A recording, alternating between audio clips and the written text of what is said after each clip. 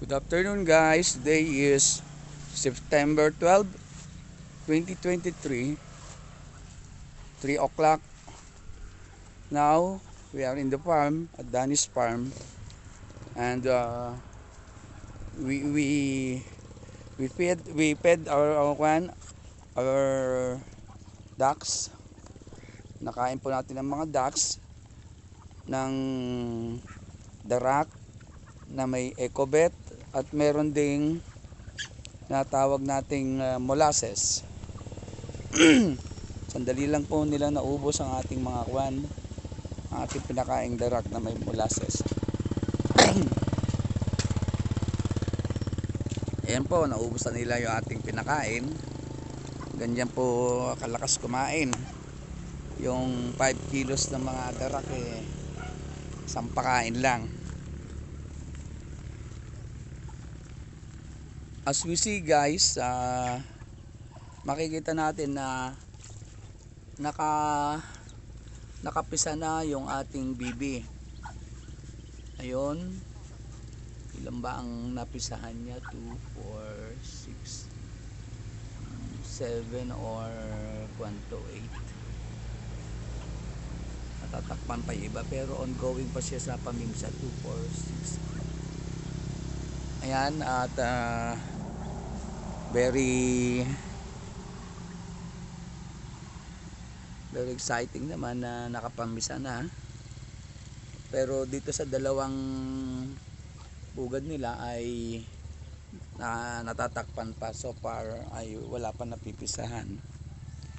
So meantime,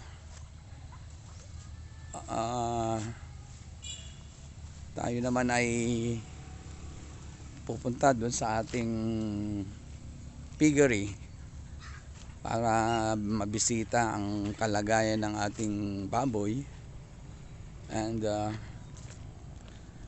at the same time ay makikita naman natin yung so far pala may nakalimutan tayo, hindi natin na i-focus yata yung camera doon sa ating mga bibi. Baka hindi gaano nakita. So ayan po yung ating bibi na nakapamisa na ng kanyang mga ducklings. There, nagagalit siya, ayan na nabubulabog. Very protective po ang ating mga bibi. Ayan po sila at nanginginain. Ubus na yung ating pinakain na almost 5 kilos yon.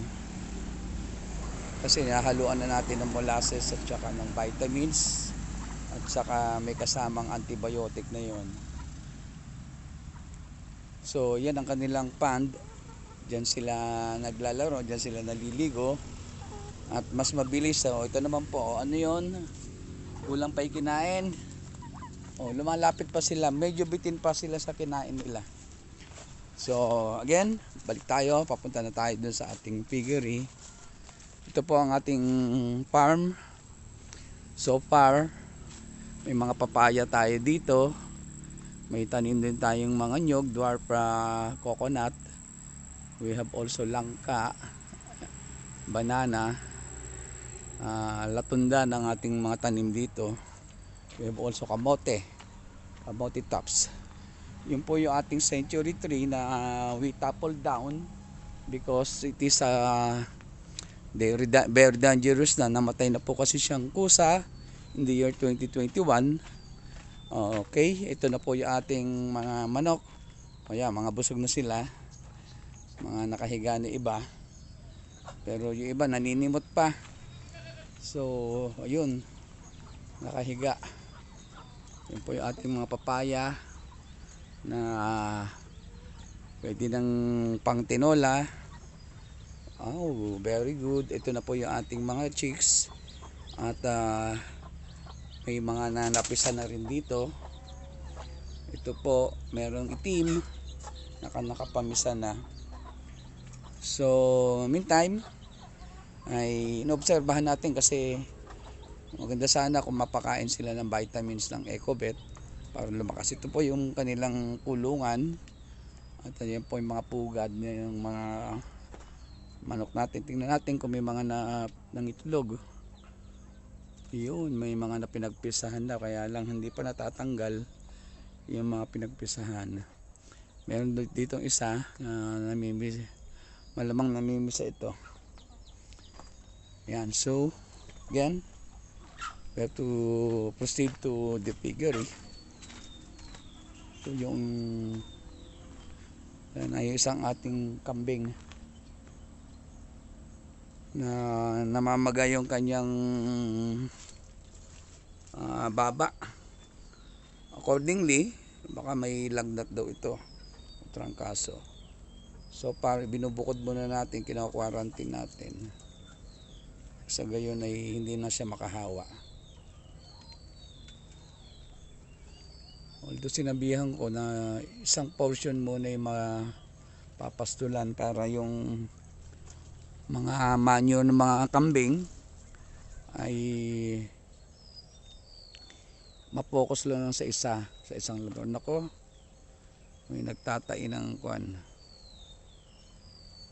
We don't know kung may sakit ito o hindi, pero masama ang lakad ng ating isang kambing. We don't know kung nanganak siya.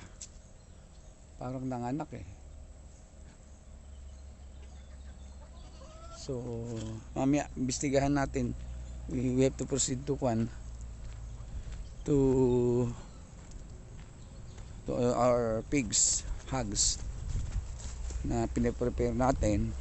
Yun po yung mais natin. At mukhang mga kulang sa kwan, sa pataba. Ang papayat ng kwan, papayat ng mga puno. Hindi ito napatabaan ng gusto. Papayat ng puno. Yan. We are now proceeding to the piggery. Good for kwan lang ito. 4 na inahin. Yung dalawa buntis. Then yung dalawa 5-month old pa lang. Nire-ready na natin. Okay. Ayan.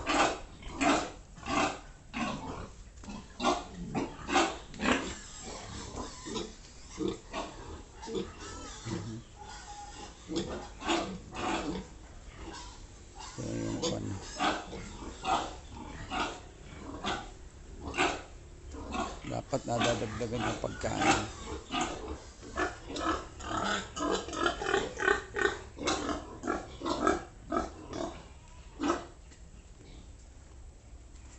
Dapat may kainan sila. Yan. So, this is Danny's farm and it is yours, Danny Zambrano at the Danny's farm. Today is September 12, 2023. And it's a cloudy day and